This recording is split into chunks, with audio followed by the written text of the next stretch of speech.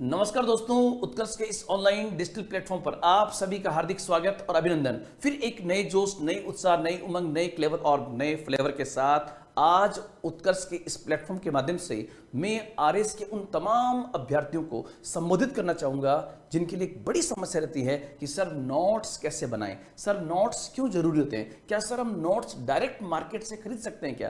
तो ध्यान रखना दोस्तों, आज का ये वीडियो उनके लिए बहुत ही महत्वपूर्ण होने वाला है कि सिलेक्शन होता किसका है और उसमें नोट्स की भूमिका कैसे रहती है। तो यहां आज हमारा टॉपिक आप देख रहे हो, आरएस के नोट्स कैसे बनाएं। और नोट्स जो है वो बेसिकली बहुत इंपॉर्टेंट मायने रखता है आपकी इस पूरी तैयारी में। तो एक एक बिंदु को दोस्तों हम देखेंगे और स्पेशली वे बच्चे जो अभी फाउंडेशन बेच की तैयारी कर रहे हैं, वे बच्चे जो मुख्य परीक्षा की तैयारी कर रहे हैं, वो जो केवल प्री में लगे हुए हैं, उन हर बच्चे के लिए ये वीडियो जो है वो निश्चित रूप से निर्णायक साबित होने वाला है। इस कड़ी में दोस्तों सबसे पहले जो है हम देखेंगे नोट्स कैसे बनाएं और स्पेशली सबसे बेहतरीन ये समस्या जो आती है या सबसे बड़ी जो समस्या आती है वो आती है हमारे फाउंडेशन बेच के बच्चों के समक्ष। तो कड़ी में सबसे पहले हमें ये जानना होगा दोस्तों कि नोट्स कहते किसे हैं, ये जानना भी बहुत जरूरी। इस कड़ी में आप देखोगे नोट्स का सामान्य अर्थ क्या है। जो आपने पढ़ा है, जो आपने समझा है, जो आपने सीखा है, उसको बिल्कुल शॉर्ट फॉर्म में अपने राइटिंग में अपने हैंड रिटन नोट्स बनाना यहां पर नोट्स के रूप में आएगा। देखो आप जो आपने पढ़ा है या जो समझा है उसे अपनी भाषा में शॉर्ट फॉर्म के जरिए लिखना ही नोट्स कहलाता है। और दोस्तों ध्यान रखना, जब व्यक्ति खुद लिख के अपने नोट्स बनाता है तो वो नोट्स न केवल लंबे समय तक याद रहते हैं बल्कि बार बार उनका रिवीजन करने से हमें कॉन्फिडेंस भी आता है। तो इस बिंदु का स्पेशली ध्यान रखेंगे। साथ ही साथ दोस्तों आप लोग ध्यान रखना, इस कड़ी में सबसे पहला सूत्र क्या होगा। जैसे आप नोट्स बनाना शुरू करेंगे तो नोट्स बनाने में पहला सूत्र होगा आपका minimum resources maximum revision. Minimum resources अर्थात आपके पास बुक्स जो है वो कम से कम होनी चाहिए। जैसे मान लीजिए कि आपने आधुनिक भारत के इतिहास के नोट्स बनाने शुरू किए तो एक तरफ आपके लगभग 2 फीट हाइट में नोट्स आपके पास किताबें पड़ी हुई है। मान लीजिए आपके पास एनसीईआरटी 11th-12th क्लास की है, बीएल ग्रोवर की बुक आपके पास में है और 3-4 बुक और है, विपिन चंद्रा, और इतना बड़ा आपने किताबों का एक वो कर लिया। क्या ईमानदारी से बताइए, जब आप एग्जाम देने जाएंगे या आप मॉक भी देने जाएंगे तो क्या इतनी बुक्स को आप याद रख सकते हैं, वो भी किसी एक सब्जेक्ट के एक टॉपिक की? कभी नहीं। इसलिए ये जो 2 फीट की हाइट है, जितनी किताबें आपके पास में, उसको एकदम कम करके कंसाइज करके 20-25 पेज में अपने हाथों के माध्यम से उसको तैयार करना, अपने हाथों से लिख करके अपने टैबलेट के माध्यम से उसको तैयार करना, आपका सही मायने में सही दिशा में नोट्स बनाना होगा। तो दोस्तों ध्यान रखना, पहला सूत्र आप ध्यान रखना, मिनिमम रिसोर्सेज मैक्सिमम रिवीजन। जब आपके पास कम से कम मैटर होगा और उसी मैटर को आप बार बार पढ़ेंगे तो आपकी आंखें जो है उस मैटर को एकदम स्कैन कर लेगी और वो लंबे समय तक आपको याद रहेगा। मैं तो ये कहना चाहूंगा कि 100 जगह पर एक एक फीट का कुआं खोदने से अच्छा है कि आप एक ही जगह पर 100 फीट का कुआं खोदे तो पानी जरूर मिलेगा। और ध्यान रखना, इस प्रकार से जो मेहनत करेगा वो निश्चित रूप से उसको फल भी प्रदान करेगा। तो पहला सूत्र मिनिमम रिसोर्सेज मैक्सिमम रिवीजन। साथ ही साथ जब आप नोट्स बनाएं तो नोट्स बनाने से पहले आपके पास आपका पूरा सिलेबस होना जरूरी है कि मेरा एग्जैक्टली आरएस प्री और आरएस मेंस का सिलेबस क्या है। तो आपने यहां पर ये पहले सूत्र में 2 चीज ध्यान रखोगे, मिनिमम रिसोर्सेज और नंबर 2 आपका एग्जैक्टली सिलेबस क्या है। उस सिलेबस के अकॉर्डिंग जो है हमें इस पूरे पार्ट को तैयार करना है। दूसरा सूत्र दोस्तों ध्यान रखना, सबसे पहले दूसरे सूत्र में ध्यान, एकदम प्रमाणिक पुस्तक आपके पास किसी भी एक सब्जेक्ट की होनी चाहिए। जैसे आप मान लीजिए पॉलिटी तैयार कर रहे हैं तो भारतीय राज्य व्यवस्था की एक प्रमाणिक पुस्तक आपके पास होनी चाहिए। आपके पास 11th क्लास की पॉलिटी की एनसीईआरटी बहुत अच्छी है तो उसके पास वो आपके पास में होनी चाहिए। जिस कोचिंग में आप पढ़ रहे हो, यदि आप उत्कर्ष में पढ़ रहे हो तो उत्कर्ष के नोट्स को आप एक साइड में रख लीजिए और उसका सहारा लीजिए। पहली बार में नोट्स बनाना शुरू न करें, सबसे पहले किसी भी पुस्तक को आप एक बार उसकी पूरी ईमानदारी से रीडिंग मारें, सेकंड टाइम में एक रीडिंग और मारें। जब आपकी समझ उसके प्रति विकसित हो गई हो, आपके दिमाग में उसके प्रति एक मैप बनना शुरू हो गया हो, तो दोस्तों फिर आप नोट्स बनाना शुरू कीजिए। तो यहां पर सबसे पहले आप देखो, कम से कम बुक्स होनी चाहिए। आपके पाठ्यक्रम के अनुरूप एक बुक को आधार बनाएं। पहली रीडिंग में नोट्स न बनाएं, दूसरी रीडिंग से नोट्स बनाना शुरू करें, अर्थात हर सब्जेक्ट को अच्छे से समझो और उसके बाद उसकी नोट्स बनाना जरूरी है। तो 3 पॉइंट। तीसरा सूत्र, कम से कम पेज में नोट्स को आकर्षक बनाओ। मतलब जब आप पढ़ो तो खुद को अच्छा लगना चाहिए और एक ही पेज के अंदर बहुत सारी चीजें आ जानी चाहिए, ताकि जब एग्जाम देने जाएंगे उससे एक दिन पहले फटाफट हम पढ़ते जाएं और रिवीजन हमारा होता जाए। उसी से हमारा कॉन्फिडेंस बढ़ेगा और जिसके पास आत्मविश्वास होगा वो इस लड़ाई को असली रूप में जीतेगा। साथ ही साथ दोस्तों देखोगे, प्रत्येक चैप्टर के पहले पेज में उसके सभी आयाम को लिखें, सभी डायमेंशन को लिखें। इसका मतलब क्या होगा, जैसे मान लीजिए एक एग्जाम्पल में लिया 1857 की क्रांति। अब इसका नोट्स आप बनाने के लिए जा रहे हैं तो पहला पेज जब बनाएं तो उसमें आपको पता होना चाहिए कि यार 1857 की जो क्रांति है, उस 1857 की क्रांति के अंदर हमें जब हम नोट्स बनाएं तो सपोज कीजिए मैंने ये लिखा 1857 की क्रांति, ये मेरे नोट्स का पहला पेज है। और जब मैं इस पहले पेज को तैयार करूंगा तब मुझे क्या क्या पता होना चाहिए। सबसे पहले एक सामान्य सा परिचय हम यहां पर देंगे, परिचय। फिर इसका तात्कालिक कारण क्या था, इसका तात्कालिक कारण क्या था। फिर हम देखेंगे इसका वास्तविक कारण क्या था, इसका रियल कॉज क्या था। फिर हम देखेंगे इस 1857 की क्रांति के स्रोत क्या होंगे, रिसोर्सेस क्या थे। फिर इसका विस्तार कहां पर हुआ, इसके प्रमुख केंद्र कौन से थे, प्रमुख केंद्र कौन से थे, और प्रमुख व्यक्तित्व कौन से थे जिन्होंने भाग लिया, प्रमुख व्यक्तित्व।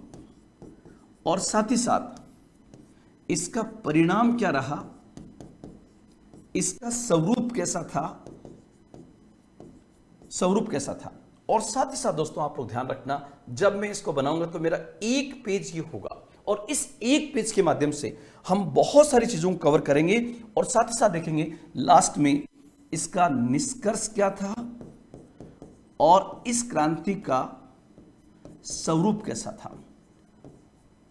और प्लस में यहां पर पहले से डाल दूंगा कि मुझे इसके PYQ भी करने हैं कि अब तक यहां से प्रीवियस पेपर्स में क्या क्वेश्चन बने हैं। तो ये मेरा 1857 क्रांति का एक पेज होगा, ताकि मेरे दिमाग में रहेगी कि मुझे 1857 को यहां से लेकर यहां तक इस रूप में पढ़ना है। तो एग्जैक्टली चीजें जो है आपके पकड़ में रहेगी। जब आप हर टॉपिक को, जैसे आप मान लीजिए साइंस पढ़ रहे हैं, हिस्ट्री पढ़ रहे हैं, पॉलिटी पढ़ रहे हैं, तो उसके हर टॉपिक का जो टॉपिक पढ़ने जा रहे हो उसका एक पेज आपके दिमाग में होना चाहिए कि ये क्वेश्चन यहां से बनेंगे। इससे क्या होगा कि जो फाउंडेशन बेस की तैयारी कर रहा है बच्चा, उसका प्री भी अच्छा होगा और उसका मेंस भी बहुत अच्छा होगा। इस बिंदु को आप स्पेशली ध्यान रखना। और यदि आप उत्कर्ष के नोट्स का सहारा लेते हैं तो उत्कर्ष के नोट्स तो पूरे इसी फॉर्मेट के अंदर बने हुए, वो आपके लिए निर्णायक साबित हो सकते हैं। अब इससे आगे हम बढ़े दोस्तों, तो आपको नोट्स बनाते समय एक विशेष चीज का और ध्यान रखना है और वो विशेष चीज है PYQ। ये क्या होता है, प्रीवियस ईयर्स क्वेश्चंस। अर्थात कोई भी टॉपिक हम पढ़ें तो एक बार बुक की रीडिंग मारी, सिलेबस देखा, उस सिलेबस के अकॉर्डिंग जो है इससे पहले प्रीवियस पेपर्स में क्या क्वेश्चन पूछे गए, जो पूछे गए उसको भी आप नोट्स में शामिल कर लीजिए, ताकि यह ना लगे कि यार मुझे तो आता ही नहीं है। वो क्वेश्चंस आपके पहले से कवर होंगे तो आपका कॉन्फिडेंस 100% बढ़ेगा। मैं तो यह भी कहना चाहूंगा कि जैसे आप RS की तैयारी कर रहे हैं तो आप ये भी देखें कि मध्य प्रदेश PCS में यहां से क्वेश्चन क्या पूछा गया है, UPSC में क्या क्वेश्चन पूछा गया है, सब इंस्पेक्टर का एग्जाम, SI का एग्जाम, जो RS का लगभग सेम सिलेबस वहां पर है, तो वहां पर ऐसे क्वेश्चन क्या पूछे गए हैं। जब इतने PYQs आप देखोगे तो निश्चित रूप से आपका जो सीमांकन होगा, दिमाग को सोचने का जो तरीका होगा वो और बड़ा होगा और आपकी तैयारी जो है वो एकदम राइट डायरेक्शन में होगी। इसलिए लिखा हुआ है कि नोट्स बनाते समय प्रीवियस ईयर्स क्वेश्चंस को जरूर देखें, सॉल्व करें और अपने नोट्स में उसको शामिल करें। दोस्तों, क्योंकि मैं सिविल की बात कर रहा हूं, सिविल सर्विसेज में आरएस का एग्जाम आता है और इस एग्जाम के 3 पार्ट है, प्री, मेंस और इंटरव्यू। जब आप नोट्स बनाओगे तब आपके दिमाग में चीज होगी कि सर नोट्स क्या हमें प्री मेंस के एक साथ बनाने चाहिए, क्या सर अलग अलग बनाने चाहिए? तो यहां पर यह बिंदु ऐसा आएगा दोस्तों, सबसे पहले सिलेबस लीजिए और सिलेबस में देखिए वो टॉपिक जो प्री और मेंस दोनों में है। जैसे हिस्ट्री प्री में भी है और मेंस में भी है, तो हिस्ट्री को लीजिए और उसके प्री और मेंस के नोट एक ही साथ बनाइए ताकि बार बार रिवीजन होगा। क्योंकि दोस्तों, आप लोग ये मान के चलना, आरएस मेंस का 40% पेपर ऐसा होता है जो फैक्चुअल डाटा वाला होता है, इसलिए वहां से उन चीजों को कवर करने में निश्चित रूप से अहम साबित होगा। तो यहां से हम सबसे पहले क्या देखेंगे, प्री और मेंस के वो बिंदु जो कॉमन है, उन कॉमन पॉइंट्स को सबसे पहले हम एक साथ लेंगे। उन कॉमन के नोट्स हम एक साथ बना देंगे। जैसे पॉलिटी प्री में भी है, मेंस में भी है, हिस्ट्री प्री में भी है, मेंस में भी है, ज्योग्राफी प्री में भी है, मेंस में भी है। तो जो कॉमन है उसके नोट्स दोनों को एक साथ बनाएंगे। साथ ही साथ ये भी देखेंगे कि हिस्ट्री में ऐसे कौन से टॉपिक है जो प्री में तो नहीं है लेकिन मेंस में है, उसकी एक अलग से कॉपी तैयार करके, मतलब उसी कॉपी में अलग पेज तैयार करके और वहां पर उसको लिख देंगे। फिर दोस्तों हम देखेंगे वो टॉपिक जो मेंस में है, मतलब केवल मेंस में है, उसके आप केवल मेंस में जो है उसके 20-20 पेज के अलग से 20 से 25 पेज के नोट्स आप तैयार करें, वो आपके लिए बहुत शानदार साबित होगा। जैसे सोशियोलॉजी, समाजशास्त्र, प्रबंधन, विधि, व्यवहार, खेल, योगा, ये जो टॉपिक है ये आप 20-20 पेज, 15-15 पेज के शानदार नोट्स तैयार कर लीजिए। एक बार का वक्त लगेगा लेकिन फिर आपको रिवीजन करने में बहुत आसानी होगी और टॉपिक पर आपकी पकड़ होगी। जब ऐसा होगा तो उसके बाद में मेंस का सबसे इंपॉर्टेंट सेगमेंट आपके सामने आएगा जिसको हम कहते हैं आंसर राइटिंग। मैं कहता हूं कि आप आंसर राइटिंग की फाइल को अलग से मेंटेन करें और डेली 15, 50 और 100 शब्दों में लिखना शुरू करें। कई लोग ऐसा कहते हैं कि सर कहां नोट्स बनाने की आवश्यकता है सर, मार्केट में बहुत सारे नोट्स बने बनाए मिल रहे हैं सर। निश्चित रूप से मार्केट नोट्स और बुक से भरा हुआ है, लेकिन आपकी रणनीति कहती है कि जब आप मेंस लिखोगे तो 15, 50 और 100 शब्दों में 100% आपको लिखना पड़ेगा। उस समय आपकी मदद करने कोई नहीं आएगा। इसलिए यदि अभी से आप नोट्स बनाते जाएंगे तो मेंस की जब आंसर राइटिंग करेंगे तो आपका पेन जो है वो बहुत फास्ट चलेगा, रुकेगा नहीं। और आपने अगर नोट्स किसी और के याद किए हुए हैं, लिखा कभी आपको नहीं, तो आपका पेपर वहां छूटने की पूरी संभावना होगी। साथ ही साथ दोस्तों आंसर राइटिंग का एक अलग से फाइल मेंटेन करें और उसमें डेली आप समझने का प्रयास कीजिए कि विश्लेषण कीजिए, व्याख्या कीजिए, मूल्यांकन कीजिए, आलोचना कीजिए, टिप्पणी कीजिए, समीक्षा कीजिए, आलोचनात्मक मूल्यांकन कीजिए। इन शब्दों का अर्थ क्या होता है और कैसे उस उत्तर को लिखा जाता है उसको भी आप बहुत अच्छे से यहां पर तैयार करेंगे। यदि आप फाउंडेशन बैच में हैं तो कुछ चीजें मैंने बताई है, तो प्री और मेंस के जो कॉमन टॉपिक है उसका एक साथ नोट्स बनाएं। जो केवल मेंस में है उसके 20 से 40 पेज में, 20 से 25 पेज में जितना वो टॉपिक बड़ा है उसके नोट्स अलग से तैयार कर लीजिए। एक दोस्तों ध्यान रखना, कुछ टॉपिक जो है वो अपडेशन वाले हैं, उसमें बदलाव होता रहता है, इसलिए अपने नोट्स बनाते समय 1-2 पेज की वहां पर जगह छोड़ के रखें ताकि आप उसको आगे अपडेट कर सकें। जैसे आप देखिए अंतर्राष्ट्रीय संबंध जो है, राष्ट्रीय समसामयिकी जो है, ये बदलती रहती है, इसलिए उसके नोट्स जो है बनाते समय आपको थोड़ा सा सावधान रहना होगा, प्लस उसमें थोड़ी जगह आप छोड़ें। फिर आपका क्वेश्चन आएगा सर नोट्स सर किस पर बनाए सर आपका अनुभव क्या कहता है? तो मेरा अनुभव कहता है कि जब नोट्स आप बनाएं तो उसको रजिस्टर में ना बनाएं, रजिस्टर वाला जमाना अब गया दोस्तों। आप पहला ऑप्शन जो रखें मेरे हिसाब से वो रखें A4 साइज की सीट पर नोट्स बनाएं आप, क्योंकि A4 सीट की जो साइज होगी, A4 साइज की सीट होगी वो बिल्कुल ब्लैंक व्हाइट पेपर होगा। उसको आप अपने हिसाब से अपने तरीके से उसमें अपने नोट्स को बना सकते हो, मैप बना करके, कुछ डायग्राम बना करके। तो A4 साइज की सीट्स। ऐसा भी हो सकता है कि आप में से कुछ बच्चे ऐसे हो जो इस बदलते परिवेश के हिसाब से टैबलेट के माध्यम से नोट्स बना रहे हो। तो आजकल टैबलेट भी आ गए हैं, उन टैबलेट्स के माध्यम से भी आप अपने नोट्स को डिजिटल फॉर्म में तैयार कर सकते हो, वो भी आपके लिए बहुत शानदार साबित होगा।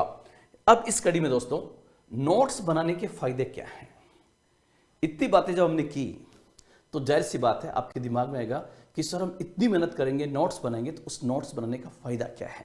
ये फायदा मैं आपको इन 5 बिंदुओं के माध्यम से बताता हूं। सबसे पहला बिंदु, जब हम नोट्स बनाते हैं तो जो भी तथ्य और कॉन्सेप्ट लिखते हैं वो हमेशा के लिए हमें याद रह जाते हैं। मतलब तथ्यों को, फैक्ट्स को और कॉन्सेप्ट को सबसे अच्छा याद करने का तरीका जो है वो बेसिकली है कि नोट किए हुए तथ्य और संकल्पना लंबे समय तक याद रहती है। इसलिए नोट का सबसे पहला फायदा ये है, नंबर 1। नंबर 2, परीक्षा के समय हम इतनी सारी बुक्स को, इतनी मोटी बुक्स को पढ़ नहीं पाएंगे। हमारे सामने समय कम होगा तो फटाफट उसका रिवीजन करेंगे। तो दूसरा पॉइंट आपका होगा एग्जाम के समय कम से कम समय में रिवीजन, जिससे आत्मविश्वास बढ़ता है और एक समय की भी बचत होती है। रिवीजन करना बहुत ही आसान होता है। नोट्स में आप फुल पैराग्राफ न लिखकर शॉर्ट फॉर्म, इमेज, डायग्राम आदि आपके माइंड में सेट हो जाते हैं। नोट्स बनाने से आपकी लिखावट भी अच्छी होती है और मेंस की प्रैक्टिस आपकी इन नोट्स के माध्यम से भी हो जाती है, इसलिए भी ये महत्वपूर्ण है। सबसे बड़ी बात दोस्तों, आप लोग ध्यान रखना कि नोट्स बनाना और इस पूरी प्रक्रिया को आगे बढ़ाना अपने आप में एक निर्णायक है। इसलिए आपका अनुशासित रहना बहुत जरूरी होगा। नोट्स बनाते समय आप एक समय सीमा बनाएं, कंटेंट का पूरा एक बार मैटर देख लें कि यार मुझे यहां से बनाना है। 15 डेज में मुझे आधुनिक भारत के इतिहास के नोट्स बनाने। ऐसा नहीं कि आपने नोट्स बनाने में 6 महीने केवल हिस्ट्री में लगा दिए, नहीं, ऐसा नहीं। आपका एक टाइम बाउंडिंग होना चाहिए। साथ ही साथ जो नोट्स हम बनाएं उसको डेली याद करें। डेली याद करेंगे, डेली रिवीजन करेंगे तो कॉन्फिडेंस बढ़ेगा और पूरा गेम जो है वो कॉन्फिडेंस का है। तो इन्हीं शब्दों के माध्यम से मैंने उत्कर्ष के इस प्लेटफॉर्म के माध्यम से आपको आज ये बात समझाई कि आरएस के नोट्स जो है वो बेसिकली हमें कैसे बनाने चाहिए और इन नोट्स का क्या फायदा है। इन्हीं शब्दों के साथ आज इतना ही, फिर मिलेंगे। जय हिंद, जय भारत।